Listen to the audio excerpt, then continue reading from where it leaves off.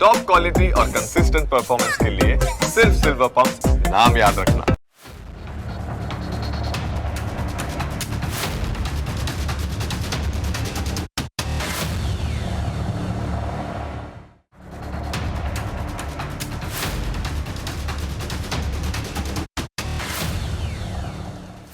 MBBSમાં admission મેળવવા માટે વિદ્યાર્થીઓ તનતોડ મહેનત કરતા હોય છે.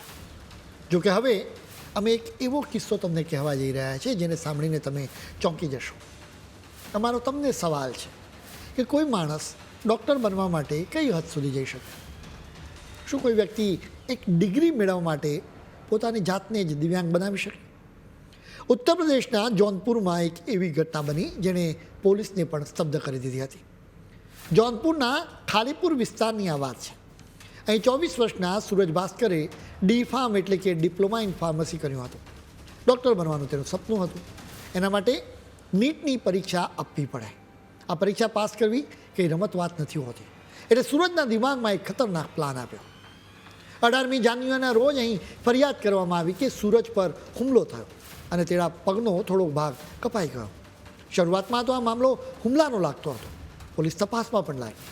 પણ જેમ જેમ ઘડીઓ જોડાતી ગઈ તેમ તેમ પોલીસના હોશ ઉડી ગયા. સૂરજ તો નીટમાં પાસ થવા માટે દિવ્યાંગ કોટા હેઠળ એડમિશન મેળવવા માંગતો હતો. જો તે દિવ્યાંગ બની જાય તો તેને ઓછા માર્ક્સે પણ મેડિકલ કોલેજમાં એડમિશન મળી જાય. એટલે તેણે પોતાના જ હાથે પોતાના પગનો થોડોક ભાગ કાપી નાખ્યો. પોલીસની તપાસમાં સચ્ચાઈ બહાર આવી. સૂરજે પોલીસને કહ્યું કે અજાણ્યા લોકોએ મારા પર હુમલો કર્યો હતો. હું બેભાન થઈ ગયો અને બીજા દિવસે સવારે જ્યારે આંખ ખુલી ત્યારે મારો ડાબો પગ કપાઈ ગયો હતો. પોલીસે પણ શરૂઆતમાં 2 અજાણી વ્યક્તિઓની વિરુદ્ધ હત્યાના પ્રયાસના મામલાનો ગુનો નોંધી તપાસ શરૂ કરી. જોકે પોલીસની નજરથી બચવું મુશ્કેલ હોય છે. પોલીસ અધિકારી ગોલ્ડી ગુપ્તાને કંઈક અજુગતું લાગ્યું. એટલે શંકા કરવા માટે કારણ હતું કે સૂરજ વારંવાર નિવેદન બદલતો હતો. તે પોલીસને ગેરમાર્ગે દોરતો હતો. પોલીસને તેની વાતોમાં કાવતરાની ગંધ આવી. એટલે તેમણે વિચાર્યું કે આ મામલે તો ઊંડી તપાસ કરવી જ પડશે. શંકા કરવા માટે બીજું કારણ એ હતું કે પગ જે રીતે કપાયો હતો એ જેને ડૉક્ટરો પણ ચોંકી ગયા હતા. કોઈ હથિયારના નિશાન નહીં, પણ કોઈ મશીનથી સફાઈપૂર્વક પગ કાપી નાખવામાં આવ્યો હોવાનું લાગતું હતું. પોલીસે સૂરજના કોલ ડિટેલ્સ રેકોર્ડ મેળવ્યા, જેનાથી પોલીસને ખબર પડી કે એક યુવતીની સાથે તેના સંબંધો હતા. પોલીસે યુવતીની પણ પૂછપરછ કરી. આ પૂછપરછમાં ખબર પડી કે સૂરજ કોઈ પણ ભોગે MBBS કોર્સમાં એડમિશન મેળવવા માંગતો હતો. પોલીસે કોલ ડિટેલ્સ રેકોર્ડ સિવાય બેઝ ટ્રાન્સીવર સ્ટેશન અને ટાવર ડમ્પનો ડેટા પણ તપાસ્યો. પોલીસે ટાવરના ડેટા ચેક કર્યા જે સૂરજના ઘરની નજીક હતા, જેથી ખબર પડે કે મધરાતે કોણ કોણ ત્યાં સક્રિય હતું.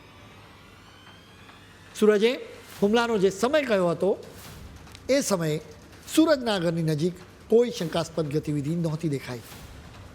આ ઇલેક્ટ્રોનિક પુરાવાના આધારે સ્પષ્ટ હતું કે સૂરજ પર હુમલો થયો જ નહોતો. પોલીસે તપાસ કરી પણ પગનો કપાયેલો ભાગ ન મળ્યો.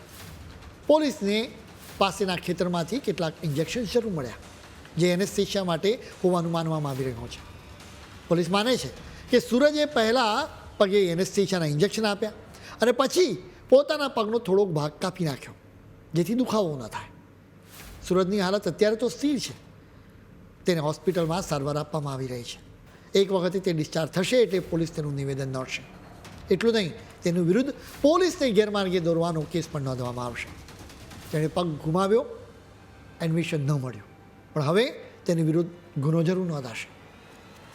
સુરતની આ ઘટના આજના વિદ્યાર્થીઓ માટે મોટી શીખ છે. આ શીખ એ છે કે સફળતા મેળવવા માટે શોર્ટકટ અપનાવવો ન જોઈએ. ધીરજ ખૂટી જતી હોવાના લીધે જ અનેક વિદ્યાર્થીઓ શોર્ટકટ અપનાવે છે.